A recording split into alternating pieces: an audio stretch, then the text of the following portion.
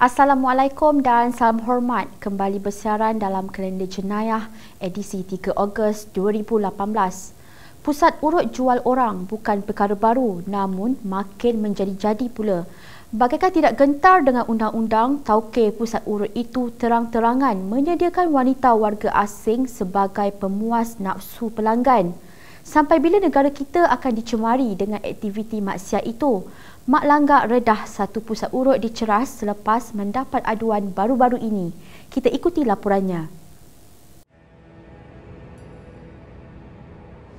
Asal boleh buat duit, jual orang pun mereka belasah.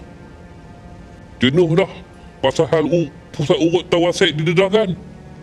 Tapi ibarat mencurah air di daun keladi. Haram jadah sungguh. Baru-baru ni lepas aku dapat aduan, aku pergi tengok area ceras. Tu dia. Pusat urut aku boleh kata international. Sebab tukang urut dia dari Indon, Thailand, Vietnam, Laos, Filipina, Kemboja pun ada. Bukannya urut. Terang-terang mereka oversight dia dekat situ. Ni aku bagi hampa semua tengok. Pihak berkuasa dah tengok ni, jangan diam pula. Layan.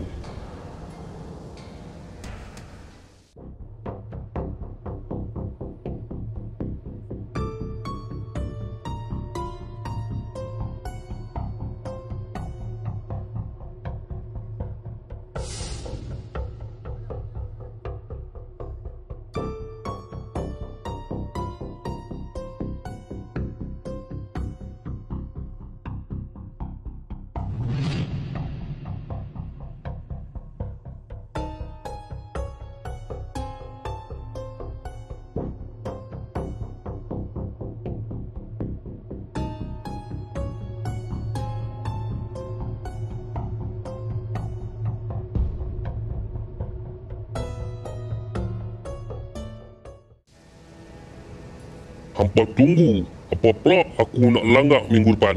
Penjenayah, penyamun, penyengak. Hampa jaga, aku duk perhati ni. Tunggu.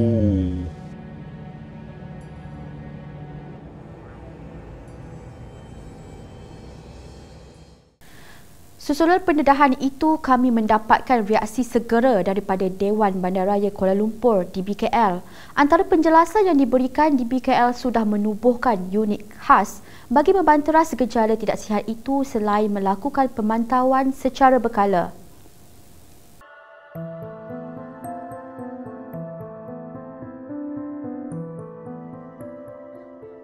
Sebenarnya kita ada satu unit task force khusus untuk mengawal dan memastikan aktiviti rumah urut tinggal melalui syarat lesen di mana yang aktiviti pelacuran dan juga benda-benda yang tidak bermoral. Jadi kita ada pemantauan secara berkala untuk memastikan semua rumah urut di Kuala Lumpur ni berada di tahap yang memuaskan dan mengikut peraturan undang-undang yang sedia ada. Jadi kita harap pada semua pengusaha supaya mengambil tindakan sesuai bagi mengatasi masalah yang berunsur aktif di rumah urut tersebut. Okay.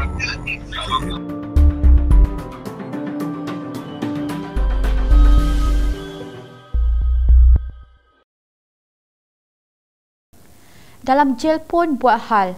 Banduan lelaki warga negara Nepal dijatuhi hukuman penjara 10 tahun dan 3 sebatan oleh Mahkamah Session Shah Alam Rabu lalu atas pertuduhan melakukan liwat serta seks oral terhadap tahanan lain di dalam sel penjara Sungai Buloh tahun lalu. Itu antara rangkuman kes jenayah minggu ini. Saksikan.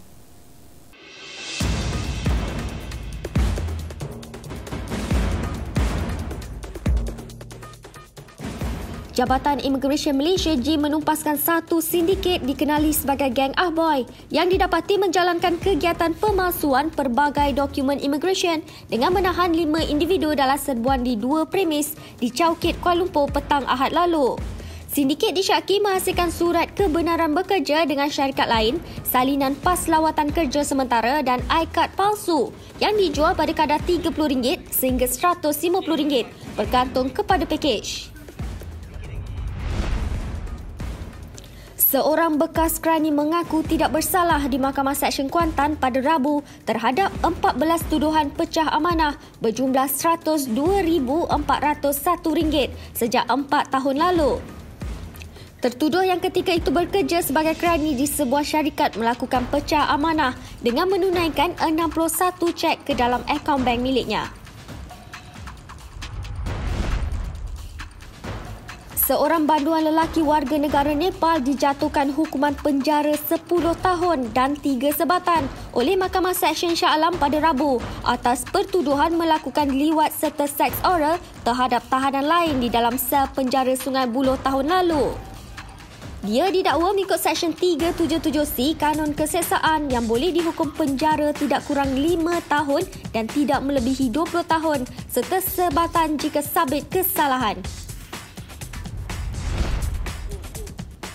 Agensi Penguatkuasaan Maritim Malaysia melupuskan ganja seberat 864 kg bernilai 2.5 juta ringgit di Pusat Kualiti Alam Bukit Pelanduk Port Dickson pada Rabu. Rampasan pertama dilakukan pada 24 Mei 2010 di kawasan 3.7 Batu Nautika dari pantai Kuala Perlis oleh 6 anggota penguatkuasa yang mengesan sebuah plastik hitam dibuang penyeludup di perairan berkenaan.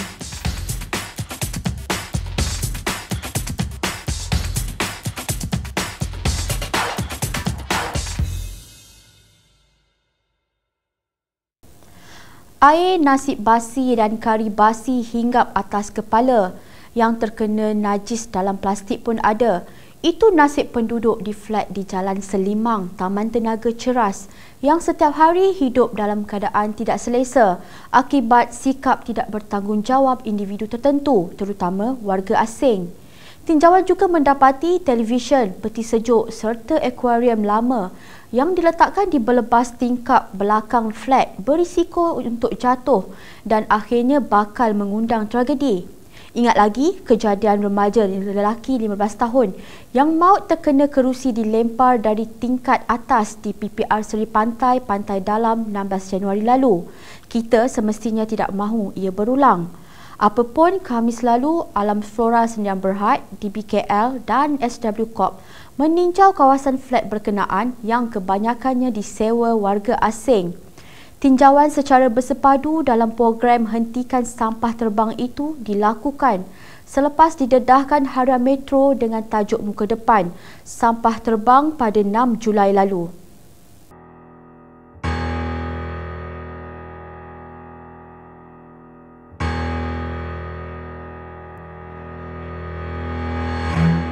Kita sedang menjalankan satu kempen yang penting untuk bandaraya kita, iaitu kempen Hentikan Sampah Terbang. Hentikan Sampah Terbang adalah satu kempen di mana ianya bukan kata-kata untuk panggil orang datang attraction, tempat untuk melihat bagaimana sampah diterbangkan, bukan.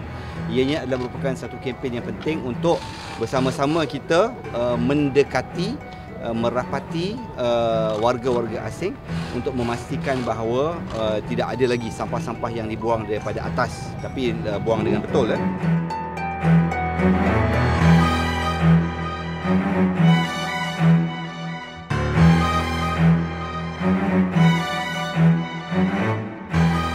Bukan ini buang sampah mesti matangkam ya. Tong sampah lah mah bawa, budak. Cuma lah suka-suka hati buang. Bawa motor kena kepala pinjau, budak.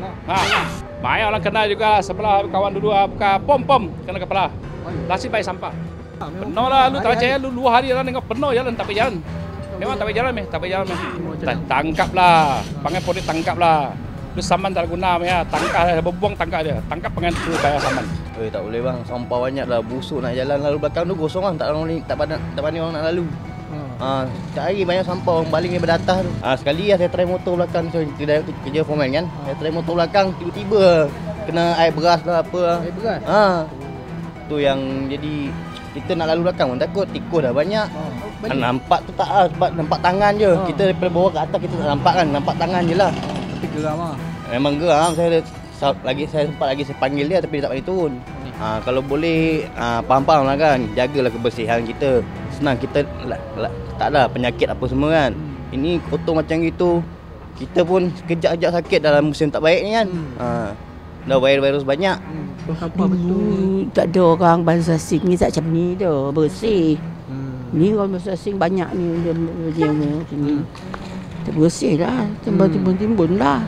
Sampah sana, sampah sini. Buang sana, buang sini. Kadang tu kotak apa ke jalan ni, kotak kadang tu. Orang dia buangnya apa? Buang air, baju dua bona api kepala baju basah. Tak pandang tak ada orang. Saman lah. Saman. Saman.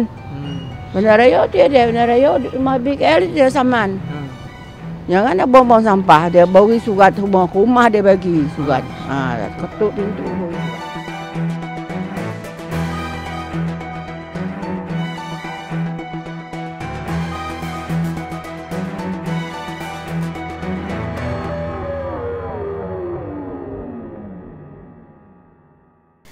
Baiklah, sekian saja kalender jenayah minggu ini.